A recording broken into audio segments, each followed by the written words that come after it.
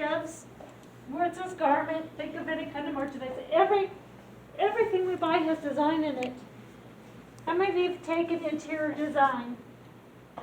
Alright, so you're going to have a little overlap right here in this the next couple chapters. How many of you have taken a lot of art classes? So you'll see some of the same principles. How do you achieve harmony in design?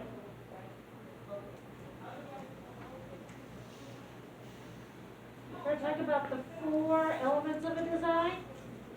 Color, that's a big one. Shape, you know what that is.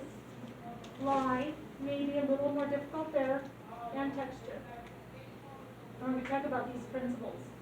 Obviously, harmony occurs when you use these the right way. Look around at each other now. I noticed something about you guys versus first hour.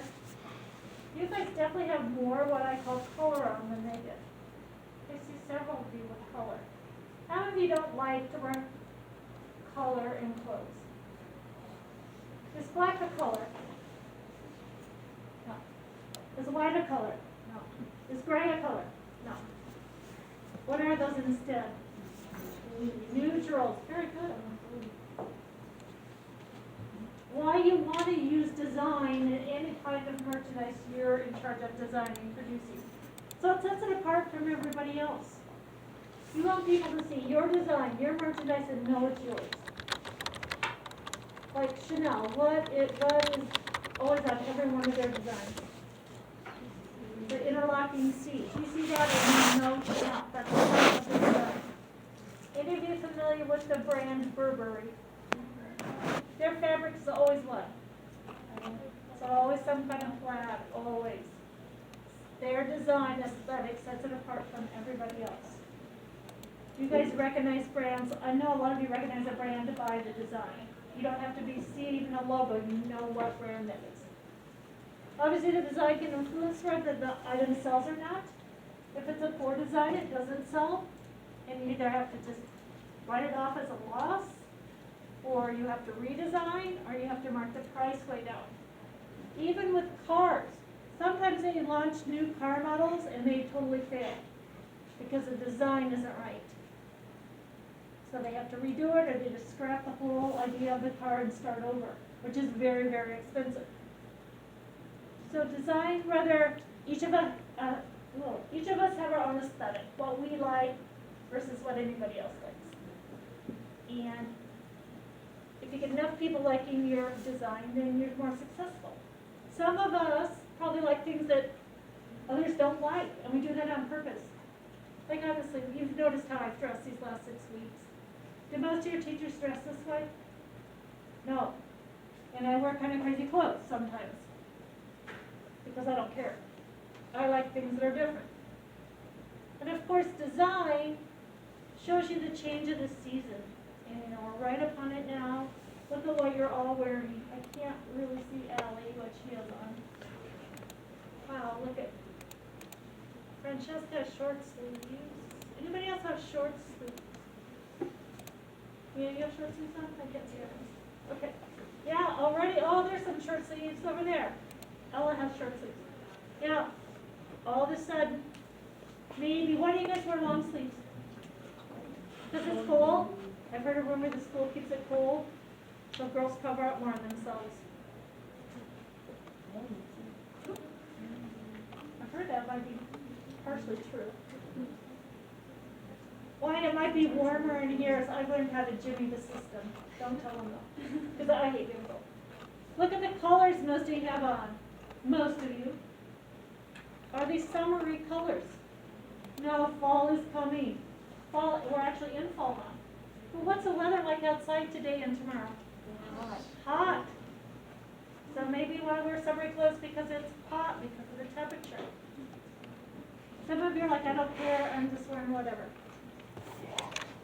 Almost every design uses color as part of an important part of its design. Sometimes you want them to notice your product. Sometimes you don't. Like if you're going in the grocery store to buy diarrhea medicine. It's kind of embarrassing, if you have to buy that, right? Do you want people seeing you carrying around a bright pink package and they know what that is? No. So color plays a role, good, bright or not bright. So let's talk about the first element of design. Hue. That is the color it is, blue. We've got blue, we've got blue.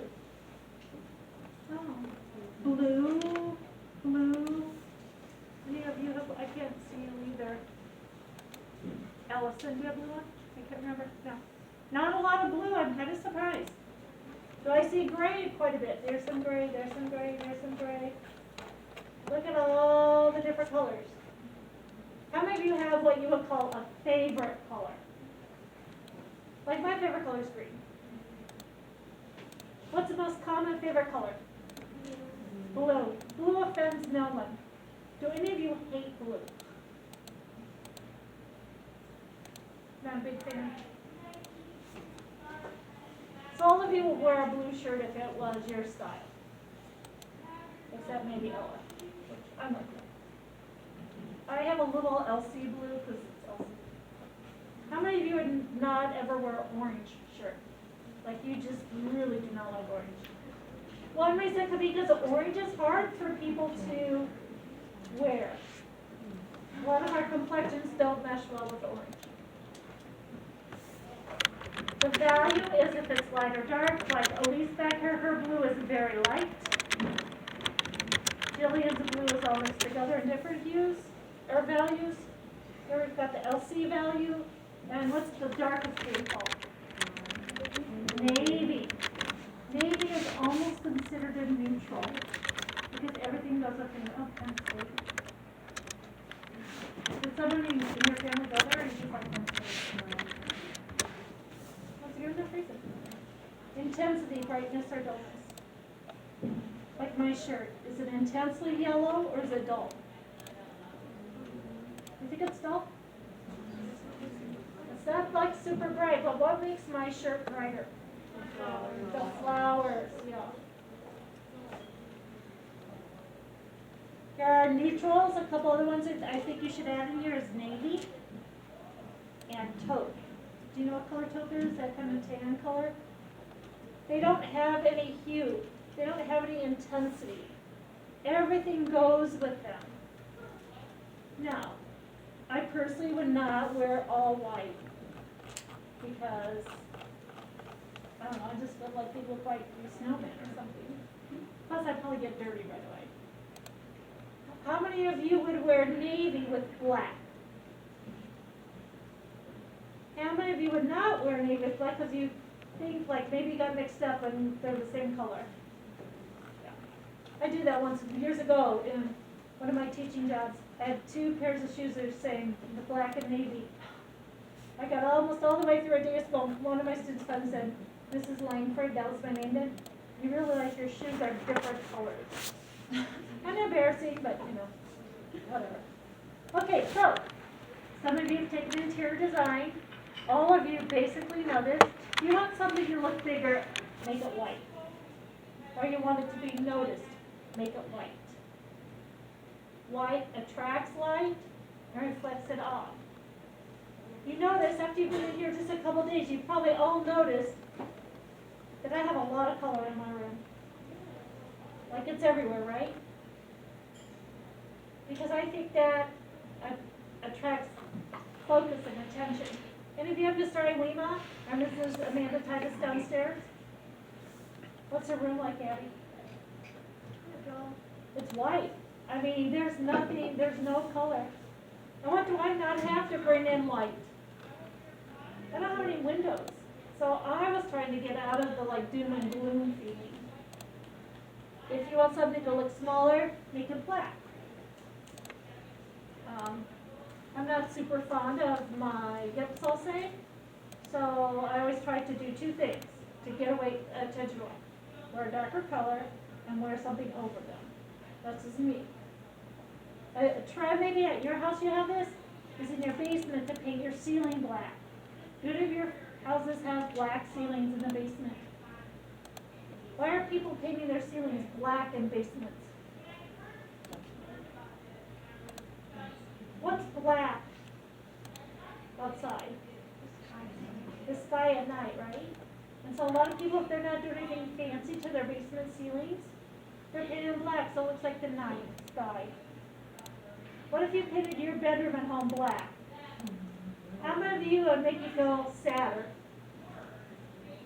How many of you think it'd make your room look really small? Anything dark makes it look smaller, and it affects mood. Do any of you ever dress to your mood? Like I do that sometimes. Like if I'm in a really slouchy mood, or if I don't like the clothes I have on, it makes me feel worse. I don't know why, but it does. Beige, that's that neutral. Think of your house at home. I assume all of you live in a house, apartment, whatever. How many of your homes have gray walls? Gray is the thing right now. Gray, gray, gray is the neutral. The thing about painting the walls in your house gray, you can jazz it up or down with different colors of accessories. How many of the walls in your houses are that taupe color, that tan? Yeah. Gray kind of is equal to that now. Tan's another neutral. And if your house walls white, like my new house, my walls are all white. Because I want it to look bigger because it's not that big. And I think white makes me think of clean. And I can change white up a lot with my furniture and accessories. How many of you change your room around sometimes? Yeah. I want to be able to change it. Like our house we just sold, before we bought it, they had a colorologist come in. And they watched how the light went through the house. It was a pretty open concept. And they painted the walls slightly different shades as the light came through the house. At first when I lived there, I thought, that wall looks like a different color, but I thought it was just like me. But then I found out they actually had somebody do this. But what I didn't understand about that house is in all these jewel tones, which I know is not your thing, but it was really pretty. The dining room was red. It was like the red kind of color of Sabrina's shirt there, which is kind of maroony red, I would say. Who wants their dining room that color? I couldn't figure that out. We painted that one right away. But yeah, red, if your room is red, or your shirt is red, or your car is red, what's one thing red does? What? Sticks out, attracts attention. Statistically, red cars get pulled over more on the road than other colors.